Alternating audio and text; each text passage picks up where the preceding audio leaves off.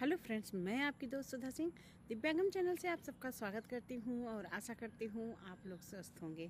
तो फ्रेंड्स, आज मैं एक नई स्टोरी लेकर हाजिर हूँ जिसकी लेखिका हैं रीता मिश्रा तिवारी मैम, और जो भागलपुर बिहार की हैं। उनकी बहुत प्यारी सी स्टोरी है, आकाश पाताल एक करना। तो फ्रेंड्स, मैं स्टोरी शुरू करती हूँ और आशा करती हूँ कि आप लोगों को ये स्टोरी बहुत पसंद आएगी, और अगर पसंद आती है तो please like comment and share कीजिएगा। कि एक बार की बात है, वीर नाम का एक लड़का अपने गांव में रहता था। उसके घर में उसके माता पिता के अलावा और कोई भी नहीं रहता था। वीर बहुत ही गरीब था, खाने के लाले पड़े थे। वीर के पिता मात्र 5 घंटे आराम करते थे और मेहनत में रात दिन एक करके जैसे तैसे कर वीर को 10वीं पास कराया। जब वीर ने 10वीं कक्षा पास कर ली तो उसके पिता ने कहा कि बेटा, अब मैं तुम्हें आगे और नहीं पढ़ा सकता, क्योंकि अब मुझे काम कम मिलने लगा है। तुम्हें आगे की पढ़ाई के लिए शहर जाना होगा। ये सुनकर वीर बोला कि कोई बात नहीं पिताजी, आपने मुझे इतना पढ़ाया, इससे अच्छी बात और क्या होगी। अगले दिन पिताजी काम करने के लिए जा रहे थे। तब वीर ने कहा, पिताजी मैं भी आपके साथ काम करने के लिए चलता हूँ। पिताजी उसे भी काम कराने के लिए अपने साथ ले गए। उस दिन पिताजी काम करने के लिए जिस घर में गए, उस घर में सभी लोग पढ़े लिखे थे। उस घर के मालिक ने वीर से कहा, बेटा तुम 10वीं पास कर चुके हो और आगे नहीं पढ़ना चाहते हो, तो क्यों नहीं तुम नौकरी की तैयारी करते। ये सुनकर वीर ने कहा, किस नौकरी की तैयारी करूं। उस आदमी ने कहा, पुलिस की ही कर लो, इसमें तुम्हारा नाम भी होगा। तब उस आदमी ने पुलिस के बारे में वीर को बताया तो उसे लगा कि उसे तैयारी कर ही लेनी चाहिए।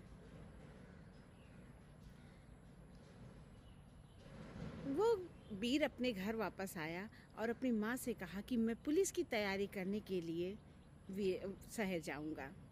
ये सुनकर उसकी माँ ने कहा, बेटा शहर में तो तैयारी करने के लिए बहुत रुपए लगते हैं, जो कि हमारे पास नहीं है। अपनी माँ की बात सुनकर वीर ने कहा, आप बस शहर जाने के लिए मुझे पैसे दे दो, बाकी मैं काम चला लूँगा। माँ ने पैसे दे दिए। पैसे लेकर वीर शहर चला गया और वहाँ जाकर काम करने लगा। काम करने से जो भी पैसे मिलते उससे वो बचत करने लगा और 2-3 दिन बाद पुलिस की तैयारी के लिए किताबें ले आया। अब वीर दिन में काम करता और रात में पढ़ाई करता। इस तरह वो काम करता रहता और साथ में पढ़ाई भी करता रहता। 1 वर्ष बाद पुलिस भर्ती के फॉर्म को भरा। परीक्षा देकर वीर सीधे अपने गांव चला गया। अगले दिन वीर वापस शहर गया। वो फिर से दिन रात काम करता, रात की दौड़ की तैयारी करता था और इतनी कठिन परिश्रम का फल तो उसे मिलना ही था। वो दरोगा बन गया। जब वीर को पता चला कि उसकी पोस्टिंग इसी शहर में है तो वो बहुत खुश हुआ।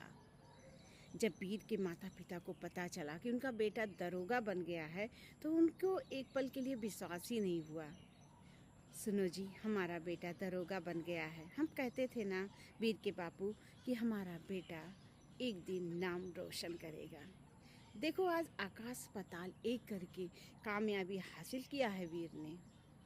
वीर शहर में जुर्म के नाश करने में दिन रात एक कर दिया और कुछ ही दिनों में उस शहर से जुर्म का नामो निशान मिटा दिया, क्योंकि उसे पता था कौन कहाँ क्या क्या करता है। अब वीर शहर में अपने माता पिता के साथ सुखी जीवन व्यतीत करने लगा। 1 वर्ष बाद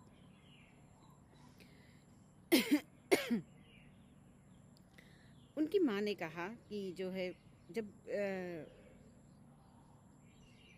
उनकी माँ ने और उनके पिता को अपने बेटे के इस कर्मठ पर बहुत ही गर्व हुआ। तो फ्रेंड्स, रीता मिश्रा तिवारी जी की भागलपुर बिहार से जो है उनकी ये स्टोरी, और आशा करती हूँ आप लोगों को बहुत पसंद आएगी। और दूसरी बात, लोग कहते हैं ना कि मैं पढ़ नहीं पाता क्योंकि मेरे पास टाइम नहीं है, मैं चाहता तो बहुत कुछ कर लेता, लेकिन मेरे पास टाइम नहीं मिला, मेरे पास प्रॉपर पैसे नहीं थे जिससे मैं जो है आगे कुछ कर सकता। तो फ्रेंड्स, ऐसे होते हैं बच्चे जो जिनको निकलना होता है, वो दिन रात मेहनत करके अपना मुकाम पा ही लेते हैं। शिक्षा एक ऐसी चीज़ है जहाँ से आप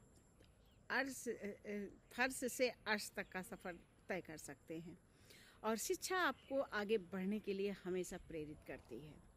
शिक्षा ही एक ऐसी चीज़ है जिससे आप दुनिया की अपनी हर ख्वाहिश को पूरा कर सकते हैं। बच्चे यहाँ तक कि जिनको पढ़ने की इच्छा होती है वो अब पहले तो इतनी व्यवस्था नहीं होती थी, लेकिन पहले भी आईएएस पीसीएस बच्चे निकलते थे, और पहले लोग ढिबरी में बैठ के पढ़ते थे, लेकिन वो अपनी शिक्षा ज़रूर पूरी करते थे। और आजकल के बच्चों का हाई स्कूल कर लिया, इंटर कर लिया, उसके बाद उन्हें नौकरी नहीं मिली तो वो निराश हो गए।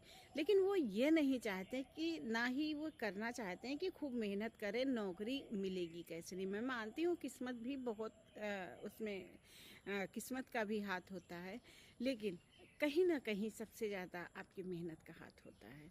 तो फ्रेंड्स, अगर मैम की ये कहानी पसंद आती तो please like comment and share कीजिएगा, और इस कहानी को ढेर सारा प्यार दीजिएगा। तो इसी के साथ मैं मिलती हूँ फिर एक नई कहानी के साथ, एक नई जोश के साथ। तब तक के लिए बाय।